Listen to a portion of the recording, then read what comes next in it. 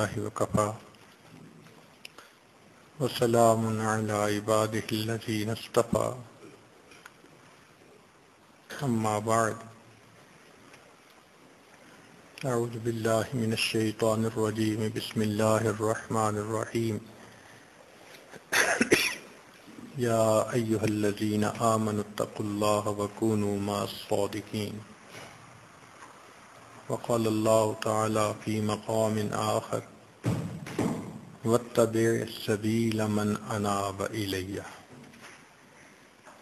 سبحان ربك رب العزة عما يصفون وسلام على المرسلين والحمد لله رب العالمين اللهم صل على سيدنا محمد وعلى آل سيدنا محمد وبارك وسلم.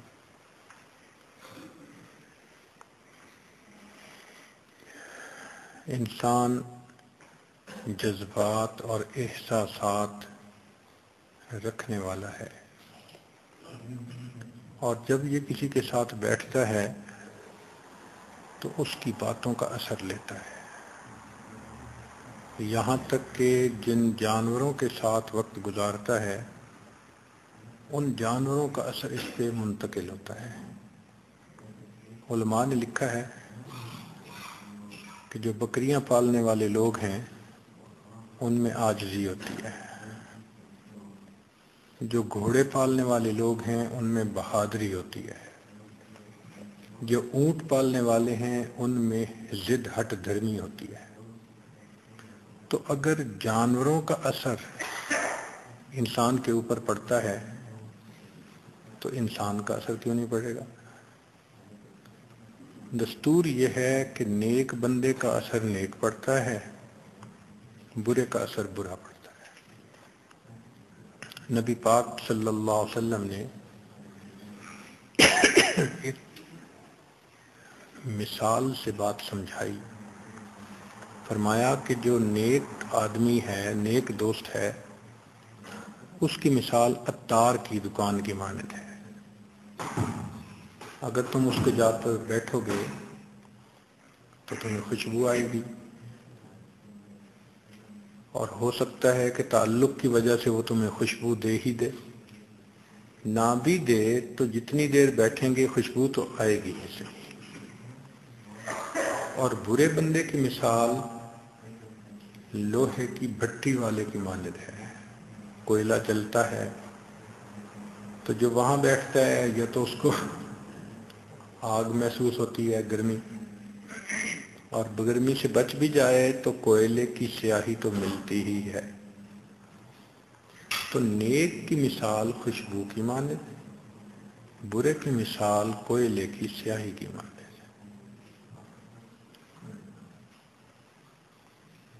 جیسی صحبت ویسا اثر. جہاں عطر کھنچتا ہے جاؤ وہاں گھر،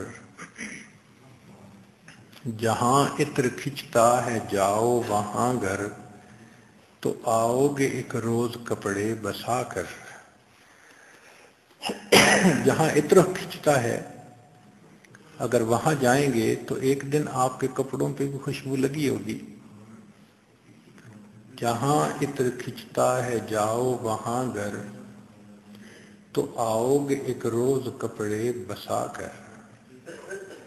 جہاں آگ جلتی ہے جاؤ وہاں گھر، تو آؤ گے ایک روز کپڑے جلا کر.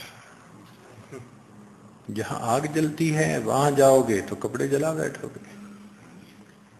اب کوئی بندہ اگر لاجک دے کہ جی میں تو کپڑے بڑے بچائے رکھے اور کپڑے جلنے نہیں دیے، تو شاعر نے اس کا بھی جواب دیا، یہ مانا کہ کپڑے بچاتے رہے تم، یہ مانا کہ کپڑے بچاتے رہے تم، مگر آگ کی سینک کھاتے رہے تم. کپڑے تو بچائے ہیں لیکن جتنی دیر بیٹھے ہو آگ کی گرمی تو ملی ہے نا. تو برے بندے کی صحبت میں برائی آتی ہے، نیک بندے کی صحبت میں نیکی آتی ہے.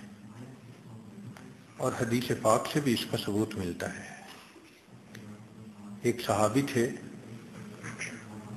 انہوں نے دوسرے صحابی کو دیکھا تو ان کو اثر ہو گیا.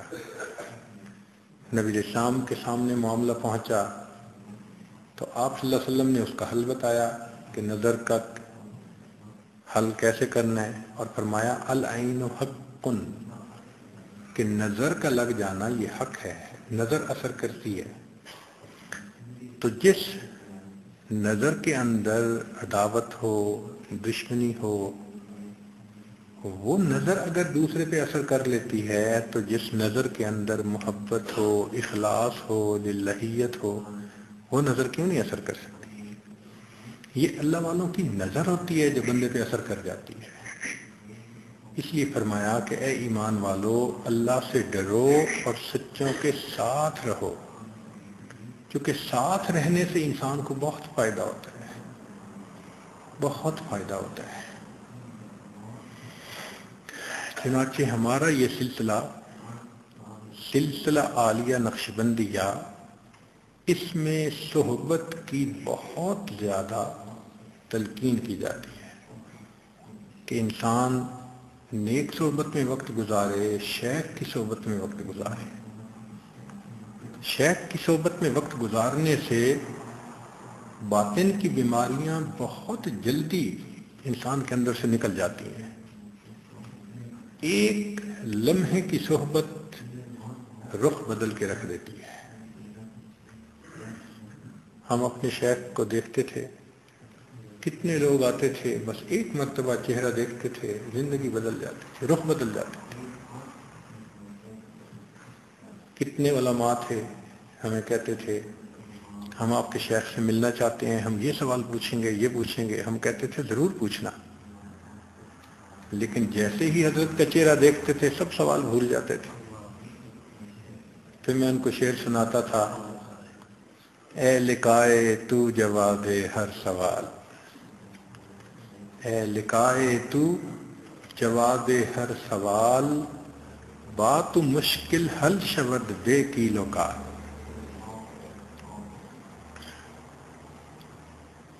تو صحبت کا اثر ہوتا ہے. ایک آدمی کو کینسر ہو تو دو طریقے علاج ہیں. ایک تو یہ کہ اس کو دوائی کھلاؤ،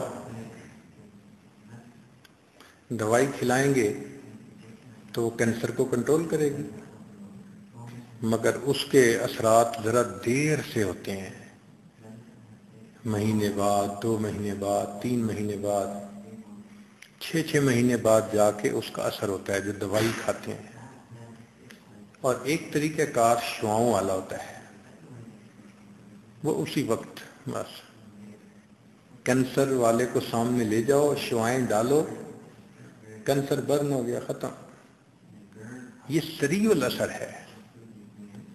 اسی طرح انسان کے قلب پہ جو گناہوں کی ظلمت ہوتی ہے اس کو ہٹانے کے 2 طریقے ہیں. ایک طریقہ تو یہ کہ انسان اتنا ذکر کرے، اتنا ذکر کرے کہ اللہ کی رحمت برسے اور انسان کے دل کی ظلمت ختم ہو جائے. اور دوسرا طریقہ یہ ہے کہ انسان کسی صاحب باطن شخص کی خدمت میں رہے. ان حضرات کے قلوب سے جو فیض نکلتا ہے وہ شعاؤں کی مانند ہوتا ہے، وہ دل پہ اثر کرتا ہے. کہنا نہیں پڑتا، بتانا نہیں پڑتا، خود بخود ہوتا رہتا ہے. حضرت شاہ ولی اللہ مدد دہلوی رحمۃ اللہ علیہ نے لکھا ہے کہ زمین جب ناپاک ہو جائے تو اس کے پاک ہونے کی 2 صورتیں ہیں. ایک صورت تو یہ کہ اتنی بارش برسے کہ بارش کا پانی نجاست کو مٹا بہا کے لے جائے. اب جب زمین خشک ہوگی تو وہ پاک کہلائے گی. اور دوسرا طریقہ یہ ہے کہ اتنا سورج چمکے اور اتنی دھوپ پڑے کہ دھوپ اس گندگی کے نام و نشان اور بو کو مٹا کے رکھ دے. اتنی دھوپ اگر لگ گئی کہ وہاں نہ رنگ محسوس ہوتا ہے نہ بو محسوس ہوتی ہے، تو پھر بھی زمین کے پاک ہونے کا حکم دیا جائے گا۔ تو انسان کے دل کی مثال زمین کی مانند ہے، اگر اس پر گناہوں کی ناپاکی لگ گئی، نجاست لگ گئی، اب اس کے پاک ہونے کے دو طریقے ہیں۔ ایک طریقہ تو یہ کہ ذکر کریں ذکر کریں ذکر کریں، اتنی اللہ کی رحمت برسے کہ قلب سے ظلمت نجاست کو دھو کے مٹا دیں۔ اور دوسرا طریقہ یہ ہے کہ کسی صاحب نسبت کی صحبت میں انسان رہے۔ ان بزرگوں کے قلوب سورج کی مانند ہوتے ہیں، اور جیسے دھوپ مٹی کو زمین کو پاک کر دیتی ہے، ان کے دل صحبت میں بیٹھنے والوں کے دلوں کی نجاست کو پاک کر دیتے ہیں۔ ہمارے حضرت رحمۃ اللہ علیہ یہ شعر پڑھا کرتے تھے، جہاں میں اہل ایمان صورت خورشید جیتے ہیں، جہاں میں اہل ایمان صورت خورشید جیتے ہیں، ادھر ڈوبے ادھر نکلے ادھر ڈوبے ادھر نکلے۔ تو اللہ والے جہاں ہوتے ہیں وہاں دلوں کو گرما رہے ہوتے ہیں اور دلوں کی نجاستوں کو مٹا رہے ہوتے ہیں، ان کی صحبت کی برکت ایسی ہے۔ چنانچہ ہمارے سلسلہ عالیہ نقشبندیہ میں شیخ کی صحبت کی بہت زیادہ اہمیت ہے۔ کتنی اہمیت ہے؟ ہم مکتوبات شریف سے امام ربانی مجدد ثانی رحمۃ اللہ علیہ کے الفاظ پڑھتے ہیں تاکہ ہمیں اس کی اہمیت کا اندازہ ہو سکے۔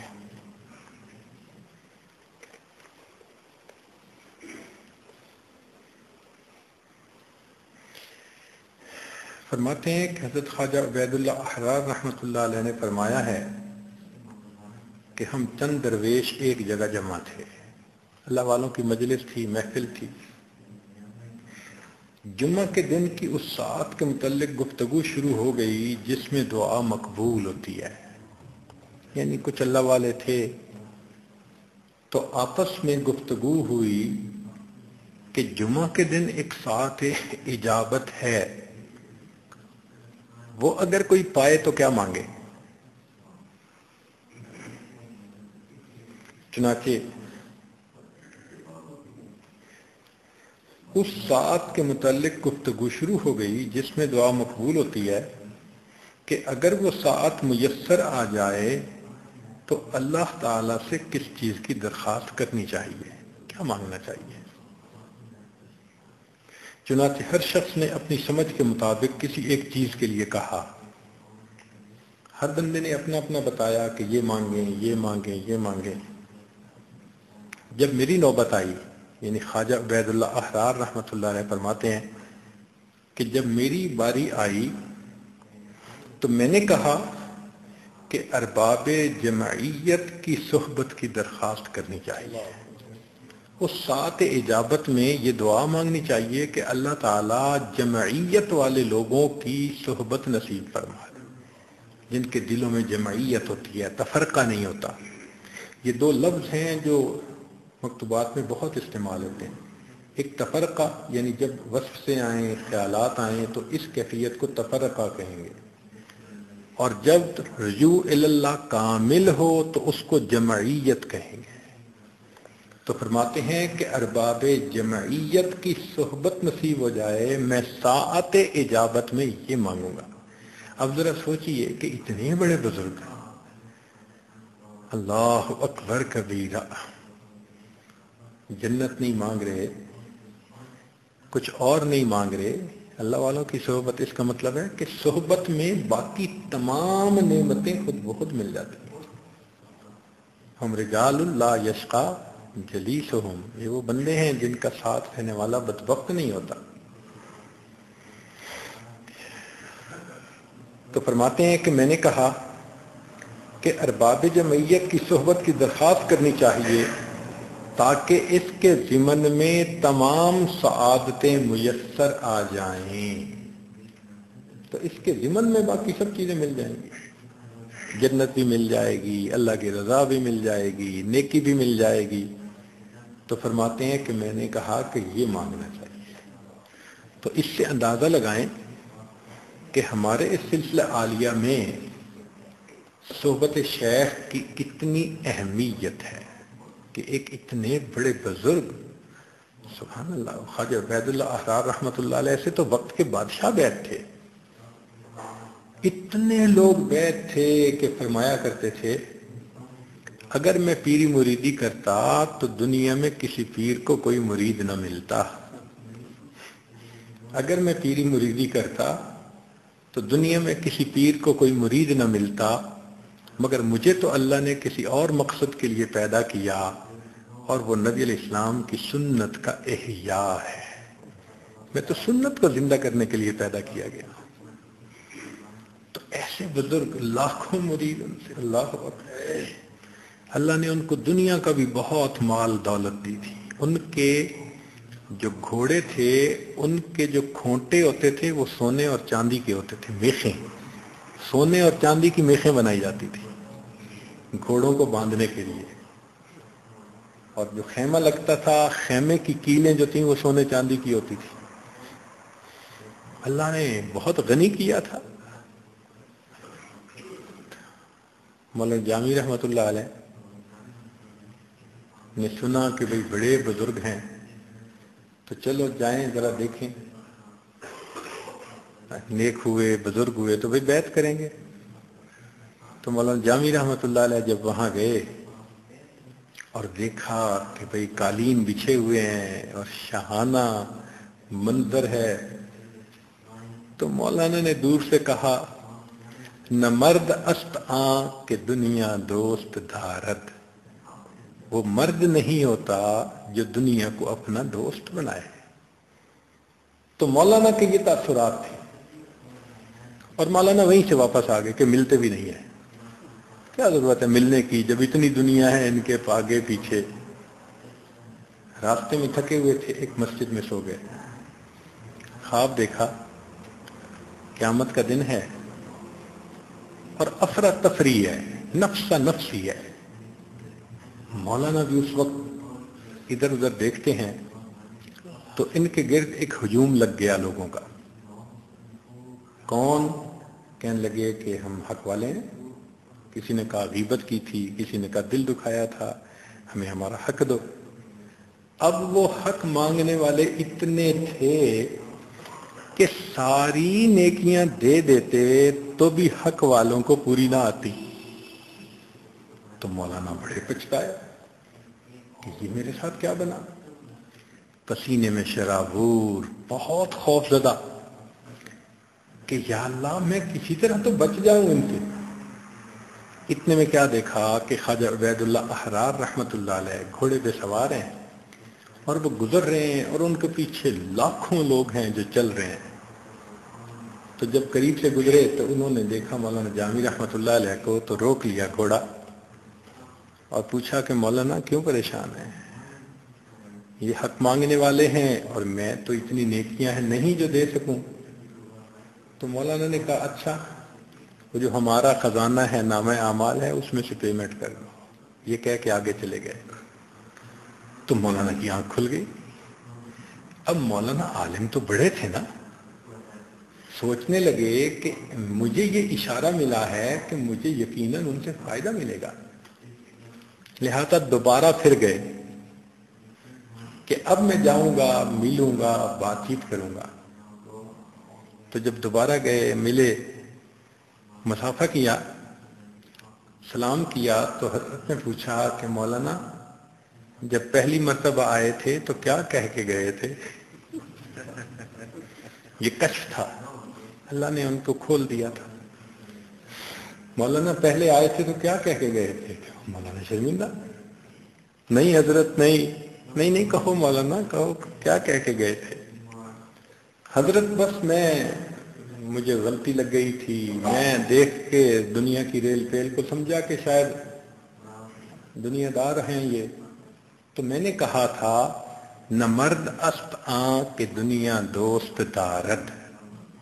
تو جب انہوں نے یہ الفاظ کہے تو خواجہ عبید اللہ احرار رحمۃ اللہ علیہ نے جواب میں فرمایا اگر دارد برائے دوست دارد، کہ اگر دنیا ہو تو وہ اللہ کے لیے ہو، اپنے نفس کی وجہ سے نہیں ہونی چاہیے۔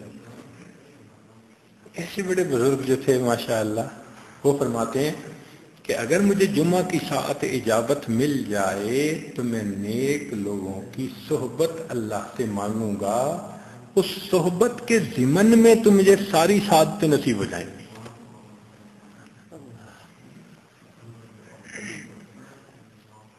چنانچہ امام ربانی مجدد ثانی رحمۃ اللہ علیہ کے مکتوبات دفتر اول اور مکتوب 207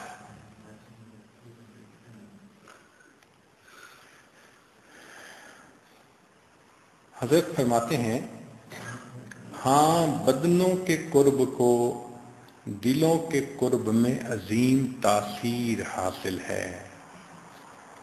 ہاں بدنوں کے قرب کو دلوں کی تاثیر میں، دلوں کے قرب میں عظیم تاثیر حاصل ہے، یعنی جب بدن قریب ہوتے ہیں تو دل بھی پھر قریب ہو جاتے ہیں ایک دوسرے کے۔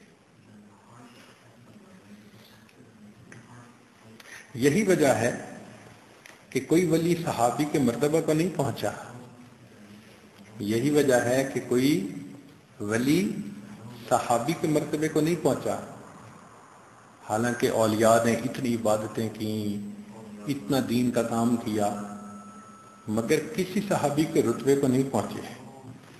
آگے فرماتے ہیں کہ اویس کرنی اس قدر بلند مرتبہ ہونے کے باوجود چونکہ نبی علیہ السلام کی صحبت کا شرف حاصل نہ کر سکے، اس لیے کسی ادنا صحابی کے مرتبے کو بھی نہ پہنچ سکے۔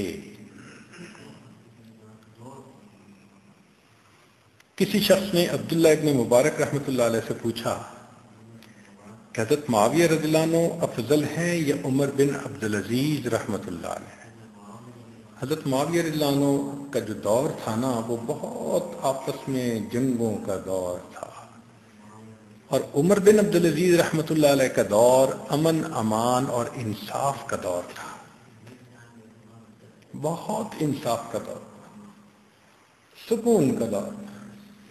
تو کسی نے عبداللہ ابن مبارک رحمۃ اللہ علیہ سے پوچھا کہ جی بتائیں عمر بن عبدالعزیز افضل ہیں یا حضرت معاویہ رضی اللہ تعالیٰ عنہ وہ افضل ہیں؟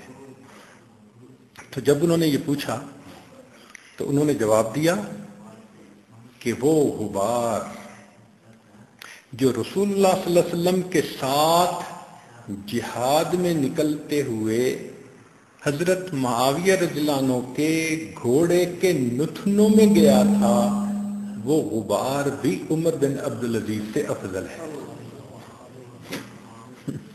میں تم تو اس صحابی کی بات پوچھتے ہو نا؟ نہیں، وہ صحابی جب نبی علیہ السلام کے ساتھ اللہ کے راستے میں نکلے تو ان کے گھوڑے کے نتنوں میں جو غبار پڑ گیا تھا، وہ غبار بھی عمر بن عبدالعزیز سے افضل ہے۔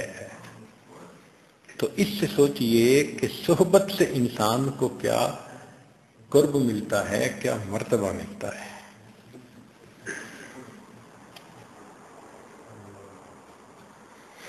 اس لیے جب انسان اپنا رشتہ جوڑے تو پھر اس کے بعد بلا تکلف اپنے حال احوال اپنے شیخ تک پہنچائے۔ اچھا، کچھ لوگوں کو شیطان دھوکے میں ڈالتا ہے، وہ سمجھتے ہیں جی بس ہم اپنا کام کر رہے ہیں، شیخ کو خود ہی کشف ہو جائے گا۔ بھائی آپ اگر ہسپتال میں گئے تو کبھی آپ جا کے کمرے میں بیٹھ گئے جی کہ ڈاکٹر صاحب کو خود ہی پتہ چل جائے گا کہ مجھے کہاں سے آپریشن کروانا ہے یا کیا علاج کروانا ہے؟ آپ ملتے ہیں اور ایک ایک کیفیت بتاتے ہیں، ڈاکٹر صاحب یہاں درد ہوتی ہے، یہاں یہ ہوتا ہے، یہاں وہ ہوتا ہے، اور پھر بتانے کے بعد اب ڈاکٹر پہ امید رکھتے ہیں کہ وہ میرا علاج کرے گا۔ اسی طرح شیخ کو اطلاع دینا یہ سالک کی ڈیوٹی ہوتی ہے، خود بتانا پڑتا ہے۔ کچھ لوگ کہتے ہیں جی کہ ہم تو کوئی معمول ہی نہیں کرتے کیا بتائیں؟ یہ بھی تو بتانے کی چیز ہے کہ ہم معمول نہیں کرتے. بتائیں, ہو سکتا ہے ان کی دعاؤں سے توفیق مل جائے. تو پیچھے نہیں رہنا چاہیے. اچھا کرتے ہیں تو بھی بتائیں اور برا کرتے ہیں تو بھی بتائیں. ہم نے کتنے لوگوں کو دیکھا جو گناہوں میں ملوث تھے, شیخ کے سامنے اپنا سینہ کھولا, ان کی دعاؤں سے اللہ نے گناہوں سے توبہ کی توفیق عطا کروائی. سینکڑوں لوگوں کو دیکھا, سینکڑوں لوگ. کئی لوگ کہتے ہیں جی کہ ہم کیا بتائیں, ہماری تو کوئی کیفیت ہی نہیں. بھائی کسی کیفیت کا نہ ہونا یہ بھی تو ایک کیفیت ہے. یہ بھی تو کیفیت ہے نا کہ جی میری کوئی کیفیت نہیں, تو یہی بتا دیں. تو اطلاع دینی چاہیے. اطلاع دینے کا ہمیشہ فائدہ ہوتا ہے. کئی دفعہ شیطان اس میں ذرا رخ نہ ڈالنے کی کوشش کرتا ہے. جی ان کو خود ہی کشف ہو جائے گا. بھائی ان کے کشف پہ نہ بیٹھے رہیں, بلکہ خود بتائیں. ہاں, بتانے کے بعد ان کو یہ کشف ہو جائے گا کہ حقیقت کیا ہے. اس لیے کہ آج کے دور میں بتانے والے سب کچھ نہیں بتاتے. جو اپنی طرف سے اچھا سمجھتے ہیں وہ بتاتے ہیں, اور جو اپنی سمجھتے اچھا نہیں سمجھتے وہ ماشاءاللہ. اس لیے خواب دیکھنے والے بھی آج کل اسی طرح کرتے ہیں, آدھا خواب بتاتے ہیں باقی آدھا چھپاتے ہیں. تو اس لیے to read in between the line یہ شیخ کا کام ہوتا ہے. تو آپ بتائیں, آپ کے بتانے سے پھر ان کو کشف ہوگا کہ شیخ کو دھوکہ نہیں دے سکتے. وجہ کیا ہے؟ آپ کی دعا. شیخ کو دھوکہ نہیں دے سکتے, کیوں؟ اس کی وجہ کیا ہے؟ آپ کی دعا. آپ ہر نماز میں دعا مانگتے ہیں, اہدنا الصراط المستقیم, اللہ مجھے سیدھا راستہ دکھا دے. تو اللہ آپ کی اس دعا کو قبول کر لیتے ہیں جب آپ کوئی غلط بھی کیفیت شیخ کو بتائیں گے. اللہ آپ کی دعا کے صدقے شیخ کے اوپر حقیقت کو کھول دیں گے تاکہ سیدھے راستے کی تلقین ہو جائے.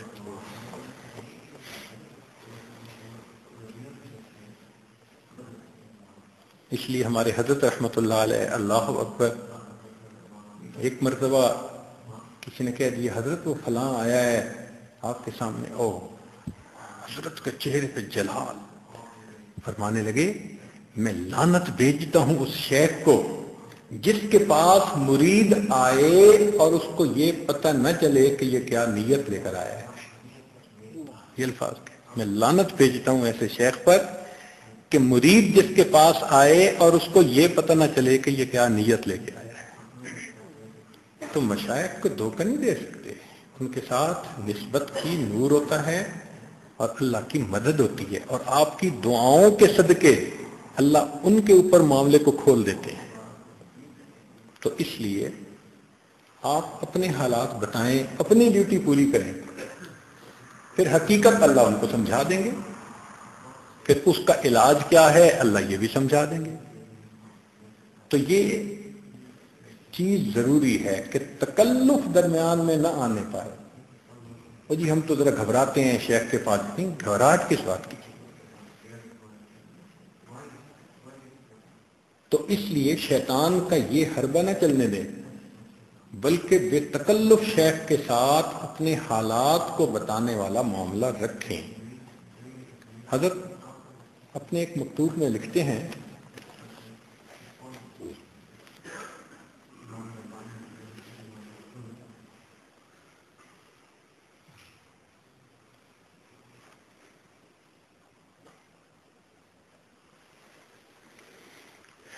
کہ انسان کو چاہیے بغیر تکلف کے اپنے شیخ کے ساتھ ایک رابطہ رکھے,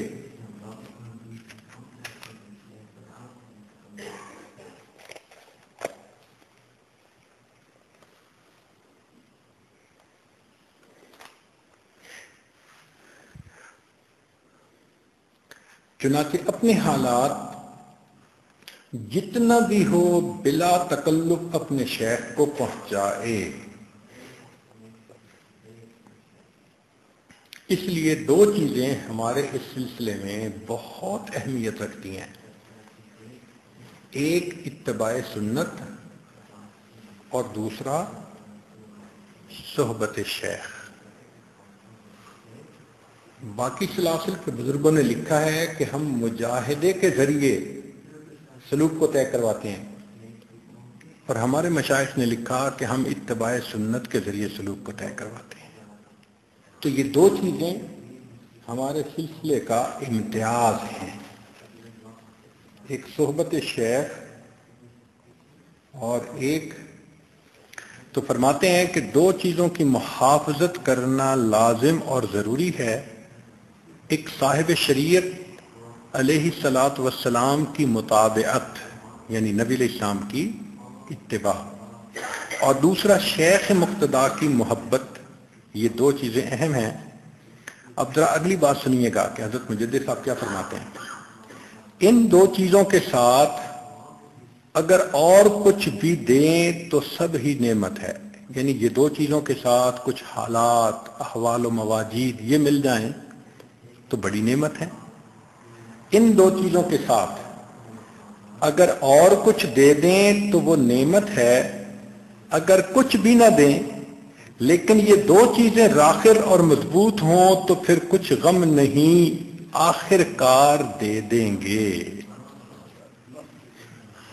آخر کار دے دیں گے۔ کہ اگر ان دو چیزوں کے ساتھ یعنی اتباع سنت نصیب ہے اور شیخ کے ساتھ محبت کامل ہے، اگر یہ دو چیزیں ہیں تو وہ فرماتے ہیں کہ پھر حال احوال کی فکر مت کرو، اگر آج نہیں تو اللہ دے دیں گے۔ اور کتنے لوگ ہیں کہ موت کے وقت نسبت کا نور ان کو نصیب ہوتا ہے، محروم نہیں جاتے، کب ملے یہ اللہ کی مرضی ہے، ابھی ملے یا بعد میں ملے، لیکن یہ بات پکی ہے کہ محنت ضائع نہیں جاتی۔ تو فرماتے ہیں کہ ان دو کے ساتھ کچھ اور نعمت دے دیں تو بڑی بات ہے، اور اگر نہ بھی دیں تو پریشانی والی بات نہیں، آخر کار عطا فرما دیں گے۔ اور اگر نعوذ باللہ، اب اگلی بات سنیے، اگر نعوذ باللہ ان دو چیزوں میں سے کسی ایک میں خلل پڑ جائے، یا سنت کی اتباع میں یا شیخ کی محبت میں، اور اس کے باوجود احوال اور ازواق بدستور اپنے حال پر رہیں تو اس کو استدراج جاننا چاہیے اور اپنی خرابی اور بربادی کے سوا کچھ نہیں سمجھنا چاہیے۔ کہتے ہیں کہ اتباع سنت اور شیخ کی محبت اگر ان میں کسی میں خلل ہے تو جتنے مرضی کشف و کرامات مل گئے یہ سب کے سب انسان کو گمراہ کرنے والے۔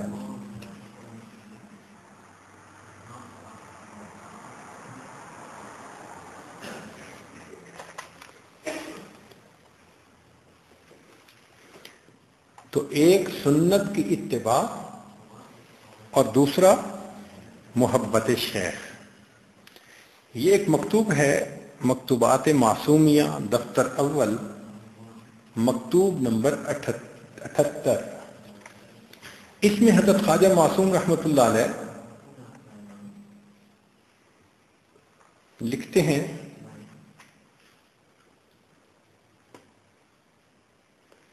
کہ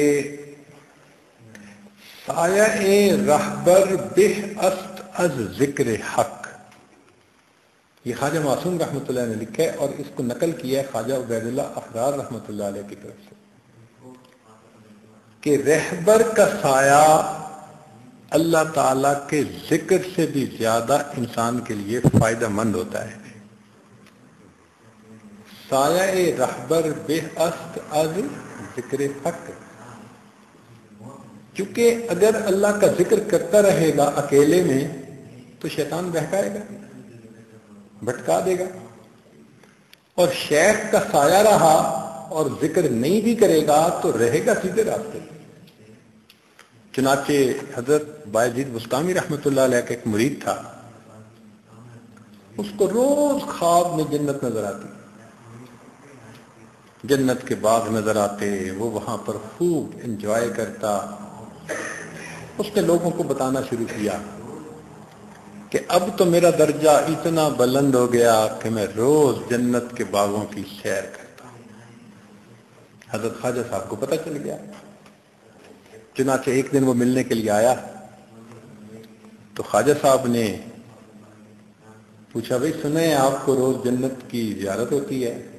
اس نے کہا جی اور بالکل، اللہ کی بڑی رحمت ہے۔ تو خواجہ صاحب نے فرمایا کہ اب اگر تمہیں وہ باغ نظر آئے تو تم لا حول ولا قوہ پڑھ لینا۔ وہ چپ ہو گیا، مگر اپنے دل میں اس نے سوچا کہ میرے شیخ کو بھی مجھ سے حسد ہو گیا ہے، میرے شیخ کو بھی مجھ سے حسد ہو گیا، جیلس ہو گئے۔ چلا گیا۔ اب اگلی رات اس کو پھر خواب میں جنت نظر آئی۔ یہ شیخ کی دعا تھی، شیخ کی توجہ تھی کہ اس خواب کے اندر اس کو یہ بات یاد آ گئی، مجھے تو شیخ نے کہا تھا کہ لاحول پڑھنا۔ چنانچہ اس نے جیسے ہی لاحول پڑھا وہ سارا کا سارا منظر اسی وقت ختم ہو گیا۔ تب اس کو پتہ چلا کہ شیطان اس کو ایک اچھا سا باغ دکھا کر اس کے ذہن میں ڈال رہا تھا کہ تم جنت کا نظارہ کرتے ہو تاکہ وہ خود پسندی کا مریض بن جائے، تو عجب کا مریض بنانا چاہتا تھا۔ شیخ کی صحبت کی برکت سے اللہ نے پھر اس فتنے سے محفوظ کر لیا۔ اس لیے کہا کہ سایہ رہبر بے است از ذکر حق، شیخ کا سایہ اللہ تعالیٰ کے ذکر سے بھی زیادہ بندے کے لیے نفع بخش ہوتا ہے۔ آگے فرماتے ہیں کہ ان بزرگوں نے سایہ رہبر کا اشارہ طریقہ رابطہ کی طرف کیا ہے کہ جس سے مراد شیخ کی صورت کی اس طریقے پر حفاظت ہے کہ جو اس طریقے میں مقرر ہے، یعنی رابطے کا طریقہ مقتدی طالب کے لیے ذکر حق سے زیادہ فائدہ مند ہے، اگرچہ ذکر فی نفس ہی بزرگی اور فضیلت رکھتا ہے، یعنی فضیلت ذکر الہی کو ہے، لیکن نفع کو اگر دیکھیں گے تو شیخ کی صحبت کا نفع اس سے بھی انسان کے لیے زیادہ ہوگا۔ تو انفع وہ ہے، افضل ذکر ہے۔ بات سمجھ گئے نا؟ افضل کیا چیز ہے؟ وہ ذکر ہے، لیکن انفع کیا ہے؟ نفع کس سے زیادہ ہوتا ہے؟ وہ شیخ کے سائے سے ہوتا ہے۔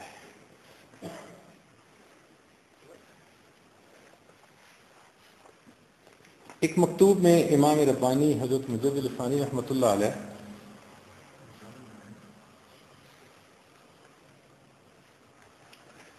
لکھتے ہیں،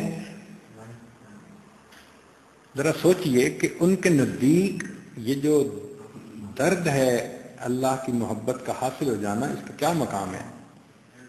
فرماتے ہیں آپ کا عنایت نامہ شرف صدور لایا، کیونکہ طلب و شوق کی خبر اور درد و تشنگی کا پتہ دینے والا تھا، نظر میں بہت پسند آیا۔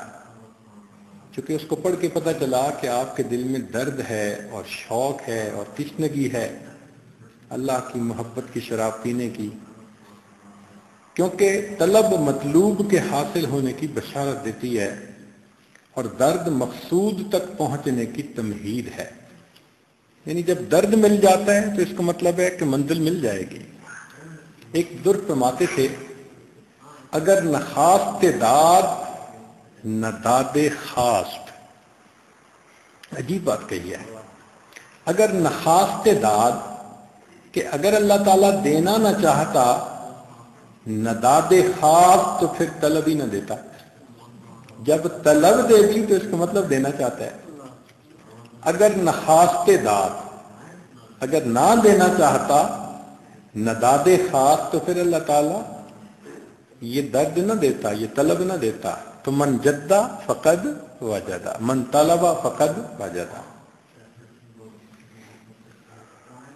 بس یہ درد اور طلب اس بات کی دلیل ہے کہ اللہ تعالیٰ آپ کو دینا چاہتا ہے، بس طلب دولت حاصل ہونے کو بہت بڑی نعمت جان کر ہر اس چیز سے بچنا چاہیے جو اس کے مخالف ہے۔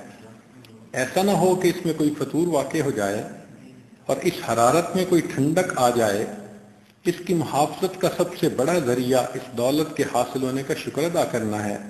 लइन शकरतुम लअज़ीदन्नकुम, अगर तुम शुक्र अदा करोगे तो हम अपनी नेमतें और ज्यादा अता करेंगे। और दूसरा ज़रिया अल्लाह रब्बुल इज़्ज़त की जनाब में आजिज़ी और ज़ारी करना है, ताकि हक़ ताला इसकी तलब दर्द के चेहरे को अपने लाजवाल जमाल के काबा से न हटाए। अगर इल्तिजा और तज़र्रो की कैफियत हासिल न हो तो ज़ाहिरी तज़र्रो और न्याज़मंदी की सूरत को हाथ से नहीं जाने देना चाहिए। फ़इल्लम तबकू फ़तबाकू, रोना ना आए तो रोने वाली शक्ल बना लो। दर्द तलब की ये मुहाफ़ज़त कामिल व मुकम्मल शेख के मिलने तक है। यानी आपको इस तलब की हिफाजत कब तक करनी है? जब तक कि आपको कोई कामिल शेख नहीं मिल जाता। इसके बाद अपनी तमाम मुरादें उस बुजुर्ग के सपुर्द कर देनी चाहिए और मुर्दा बदस्त जिंदा बनकर उसके साथ रहना चाहिए। जब मैं कामिल मिल गया शेख तो बस अब अपने आप को सपुर्द कर दो। जैसे मुर्दा गुस्ल देने वाले हाथ, गुस्ल देने वाला जब गुस्ल देता है तो मुर्दा जैसे वो हिलाता है वैसे हिलता है, जितना हिलाता है उतना हिलता है। इसी तरह सालिक अपने आप को मुर्दा बनाकर अपने शेख के हवाले कर दे।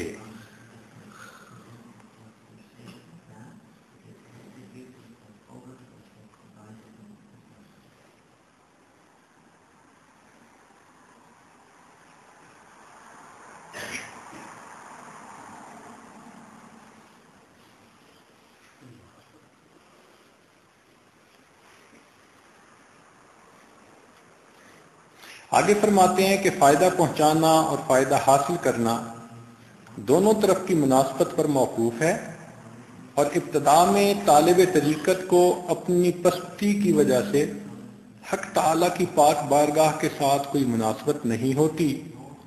इसलिए दोनों तरफ ताल्लुक वाला एक वास्ता होना जरूरी है, और वह शेख कामिल और मुकम्मल होता है कि एक तरफ उनका अल्लाह से ताल्लुक और दूसरी तरफ उनका मखलूक के साथ ताल्लुक, तो वो एक वास्ता बन जाते हैं।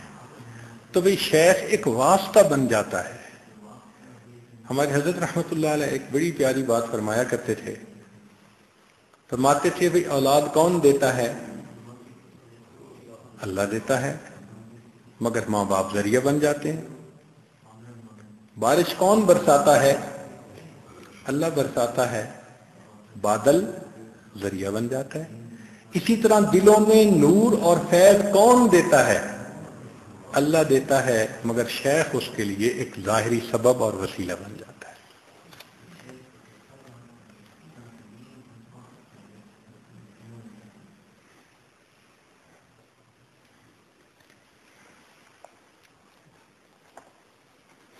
आगे एक मकतूब है 270, उसमें एक हजरत के ताल्लुक वाले थे, तो वो सोहबत में नहीं आते थे, बल्कि अपने ही मकाम पर वो जिक्र, अज़कार, मुजाहिदे इसमें लगे रहते थे। तो हजरत ने उसकी तरफ खत लिखा है कि आपको गोशा नशीनी और यकसुई की बड़ी ख्वाहिश थी, सो मुयस्सर हो गई, लेकिन बाद ऐसी सोहबतें हैं जो गोशा नशीनी और तन्हाई पर फजीलत रखती हैं। मसलन हजरत अवैस करनी के हाल पर क्यास करें कि चूंकि आपने गोशा नशीनी इख्तियार की, लिहाजा नबी अलैहिस्सलाम की सोहबत हासिल न कर सके, और इसीलिए वो सोहबत के कमालात से बहरावर न हुए और ताबईन में से हो गए, और अव्वल दर्जे की फसीलत से महरूम होकर वो दूसरे दर्जे में आ गए। सहाबी की बजाय विलायत का दर्जा मिला। अल्लाह सुब्हानहू की इनायत से यहां हर रोज सोहबत की एक नई तर्ज है। तो मकसद ये था कि भाई आप कभी कभी शेख के पास भी आएं और उनको अपने हाल अहवाल बताएं। हजरत का एक ताल्लुक वाले थे, आलिम थे, और उन पर बादशाह ने डोरे डाल लिए और वो दरबारी मुल्ला बन गए। तो हजरत ने जो उनको खत लिखा है, सुभान अल्लाह, अजीब उनको डांट पिलाई है। फरमाते हैं, اے میرے بھائی، آپ نے ظاہری طور پر فقراء کی ہم نشینی سے تنگ دل ہو کر دولت مندوں کی مجلس اختیار کر لی، یہ کام بہت برا کیا۔ آج دنیا میں اگر آپ کی آنکھ بصیرت سے آری ہے، بند ہے، تو کل قیامت کے دن کھل جائے گی، اس وقت ندامت اور پریشانی کے علاوہ کچھ حاصل نہ ہوگا۔ آگاہ کر دینا ضروری ہے۔ اے بلحوث، یعنی ہوس کے پیچھے چلنے والے، تمہارا معاملہ دو حال سے خالی نہیں، دولت مندوں کی مجلس میں دل جمعی ملے گی یا نہیں۔ اگر اس سے دل جمعی مل جائے تو برا ہے، اور اگر نہ ملے تو اس سے بھی بدتر ہے۔ اگر مل جائے تو یہ جمعیت نہیں بلکہ استدراج ہے، اور حقیقت یہ ہے کہ خسر الدنیا والآخرہ ذالک هو الخسران المبین۔ فقراء کے آستانوں کی خاک روبی دولت مندوں کے ہاں کی صدر نشینی سے بہتر ہے۔ آج اگر یہ بات آپ کو معقول معلوم ہو یا نہ ہو، آخر کار معقول معلوم ہو جائے گی، مگر اس وقت فائدہ نہ ہوگا۔ مرغن غذائیں اور فاخرہ لباس کی تمنا اور آرزو نے تم کو اس مصیبت میں ڈالا ہے، اب بھی کچھ نہیں بگڑا اگر اصل کی طرف رجوع فرما لیں۔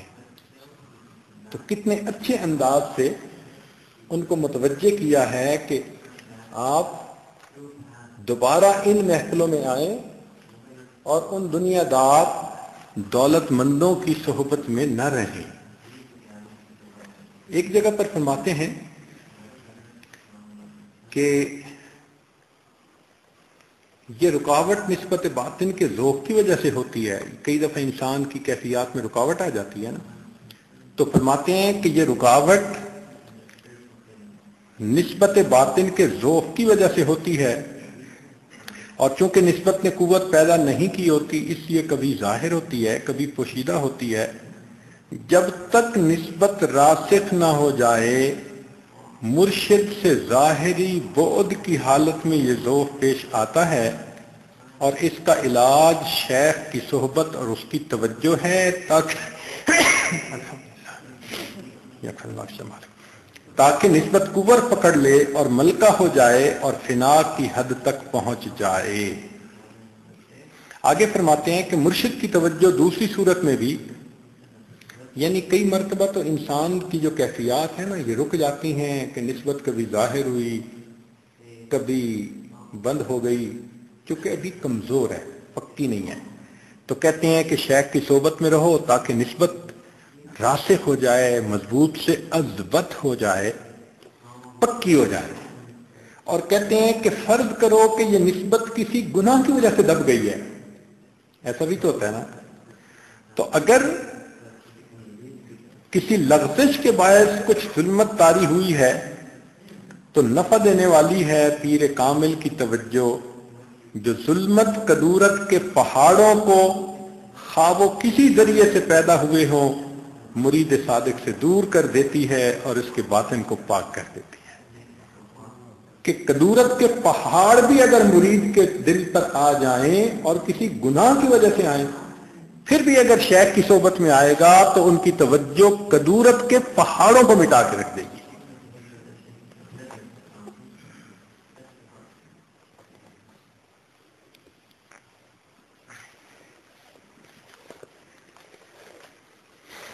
ہمارے سلسلے میں صحبت کی کیوں اتنی اہمیت ہے؟ ذرا وجہ سن لیجئے کہ چونکہ اس سلسلے میں کمالات نبوت غالب ہیں، اور نبوت کے طریق میں صحبت کی اہمیت بہت زیادہ ہے۔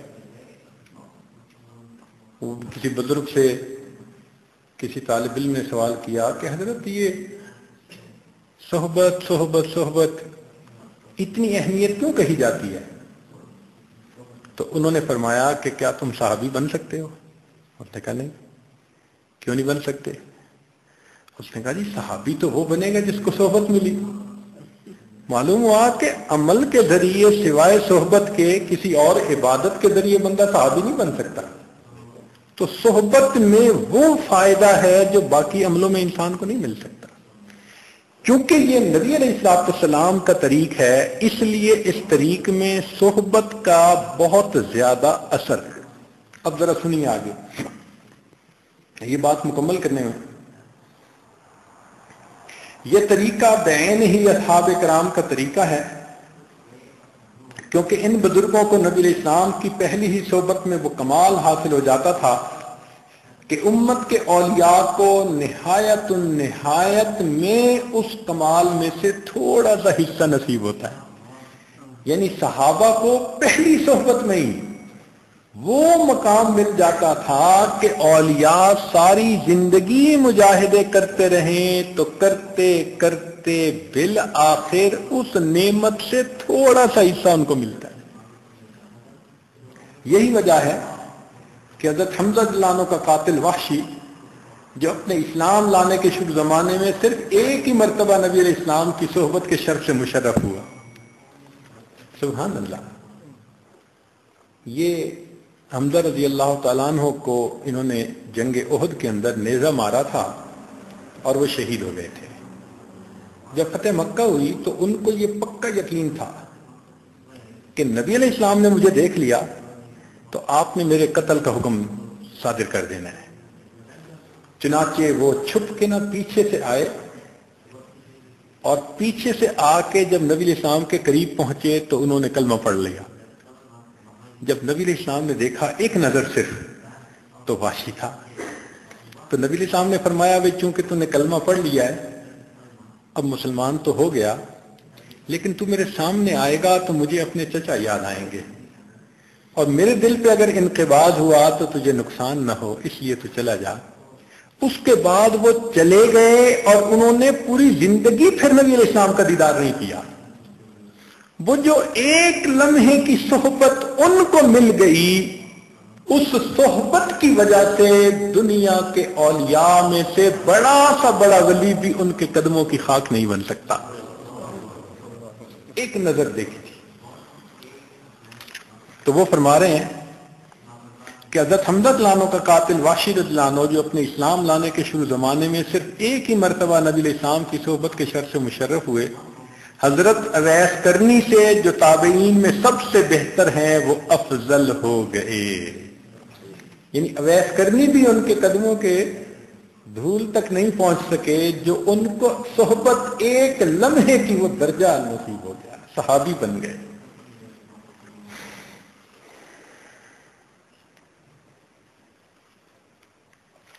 جو کچھ حضرت وحشی رضی اللہ عنہ کو نبی علیہ السلام کی پہلی ہی صحبت میں حاصل ہوا، حضرت اویس کرنی رحمت اللہ علیہ کو اس خصوصیت یعنی خیر التابعین ہونے کے باوجود انتہا میں بھی ان کو وہ نعمت نصیب نہ ہو سکی۔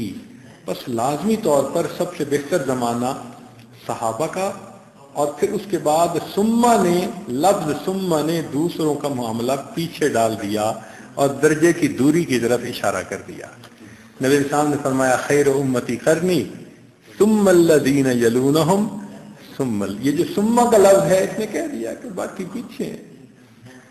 اس لیے چونکہ اس میں کمالات نبوت زیادہ ہیں اس سلسلہ میں، تو اس میں صحبت سے بہت ایک لمحے کی صحبت میں ملتا ہے۔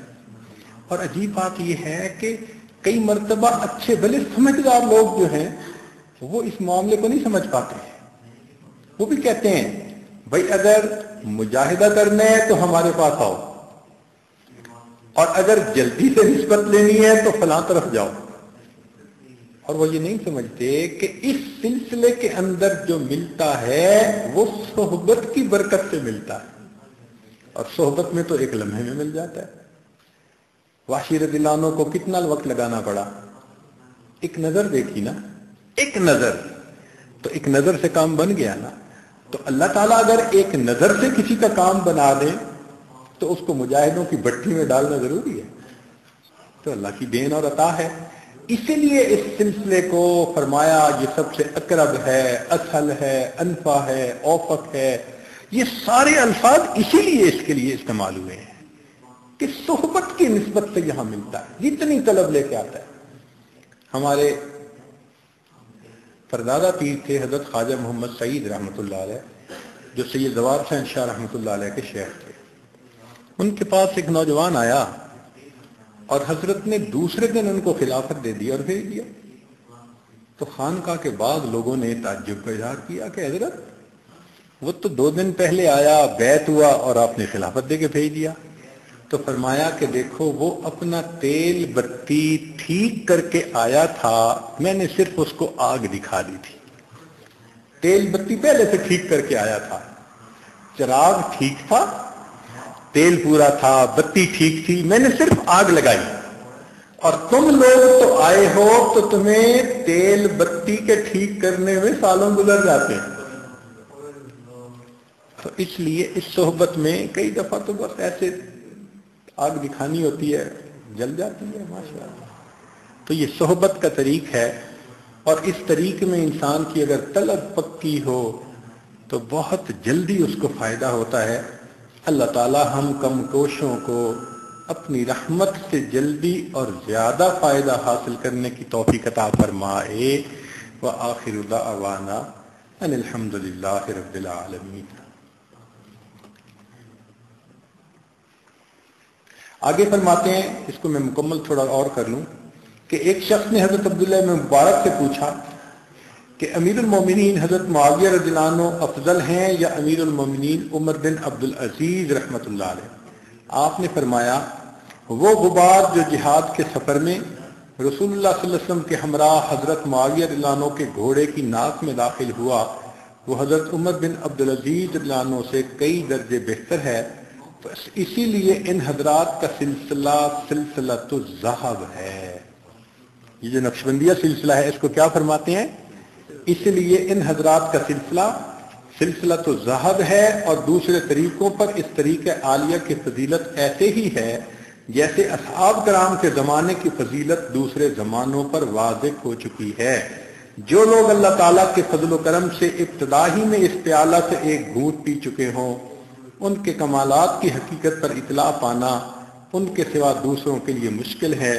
ان کی نہایت دوسروں کی نہایت سے بلندتر ہوگی۔ قیاس کن ز گلستان من بہار مرا، ذالک فضل اللہ یؤتیہ من یشاء واللہ ذو الفضل العظیم۔ آگے فرماتے ہیں کہ حضرت خواجہ نقشبند رحمۃ اللہ فرمایا کرتے تھے ما فضل یا نیم، کہ میرا ہم سب کا کام اللہ کے فضل سے وابستہ ہے۔ جب اللہ کا فضل ہو جائے تو پھر اس میں کسی کو کیا اعتراض ہو سکتا ہے؟ تو اللہ تعالی ہمارے لیے آسانیاں فرمائے۔ جزاکم اللہ احسن الجزاء۔ سبحانک اللہم و بحمدک اشہد ان لا الہ الا انت استغفرک۔